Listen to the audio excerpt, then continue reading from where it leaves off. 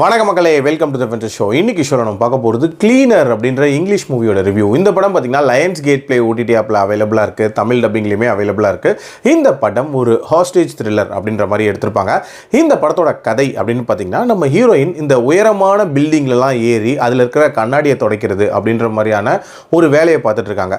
இந்த உயரமான பில்டிங்கில் ஏறுறது அப்படின்ற அந்த பழக்கம் வந்து அவங்களுக்கு சின்ன வயசுலேருந்தே இருக்குது. அதுக்கு காரணம் அவங்க வீட்டில் வந்து ஒரு விதமான டொமஸ்டிக் அப்யூஸ் அப்படின்றது நடந்துட்டு இருக்கும். ஸோ அதில் தப்பிக்கிறதுக்கு இவங்க இந்த மாதிரி ஏறி வெளியே வருது அப்படின்றத சின்ன வயசுல இருந்தே பழகிருப்பாங்க.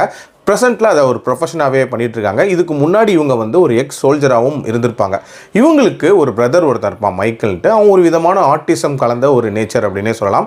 அவனை ஒரு நாள் இவங்களோட ஒர்க் பிளேஸுக்கு கூட்டிகிட்டு போவாங்க. அது ஒரு கார்ப்பரேட் பில்டிங்கு. அந்த கார்ப்பரேட் கம்பெனி இருக்குல்ல, அந்த கம்பெனியை வந்து ஒரு குரூப் ஆஃப் டெரரிஸ்ட் வந்து அட்டாக் பண்ணுறாங்க. அவங்க எல்லாமே ஒரு விதமான இயற்கை ஆர்வலர்கள் அப்படின்னே சொல்லலாம். ஏன்னா அந்த கம்பெனி வந்து ஒரு கேஸ் எமிஷன் கம்பெனி. ஸோ நேச்சருக்கு அகென்ஸ்டாக செயல்படுது அப்படின்றதுக்காக இவங்க வந்து பிடிச்சி வச்சுருப்பாங்க. அந்த டெரரிஸ்ட் குரூப்பில் இருக்கக்கூடிய ஒரு நபரே வந்து இவங்க கொள்கையிலேருந்து மாறுபடக்கூடிய ஒரு நபராக இருக்கான். ஒரு கட்டத்தில் அவன் வந்து கண்ட்ரோல் எடுத்துக்கிறான். அங்கே இருக்கிற ஹாஸ்டேஜஸ்க்குலாம் என்ன ஆகுது, அவங்கள காப்பாற்றினாங்களா, அண்ட் உள்ள மாட்டிட்டு இருக்கிற அவங்களோட தம்பியும் காப்பாற்றினாங்களா அப்படின்ற மாதிரி நிறைய விஷயங்களை சொல்லக்கூடிய ஒரு படம் தான் இந்த படம். ஒரு ப்ராப்பரான ஹாஸ்டேஜ் த்ரில்லர் அப்படின்ற மாதிரியான ஒரு மோடில் தான் இந்த கதை தொடங்குது.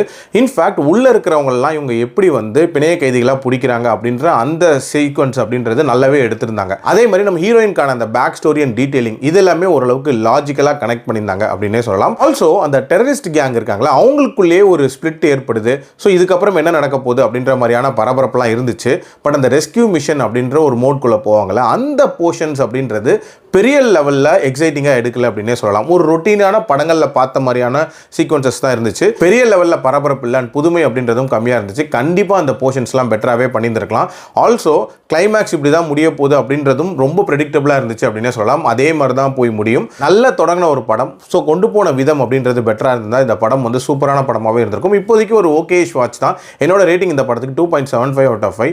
அடல் கண்டென்ட்டை பொறுத்த வரைக்கும் மைல்டாக ஒரு சீன் வருமே தவிர மற்றபடி பார்க்கலாம். மீண்டும் அடுத்த விமர்சனத்தில் சந்திக்கிறேன். நன்றி, வணக்கம்.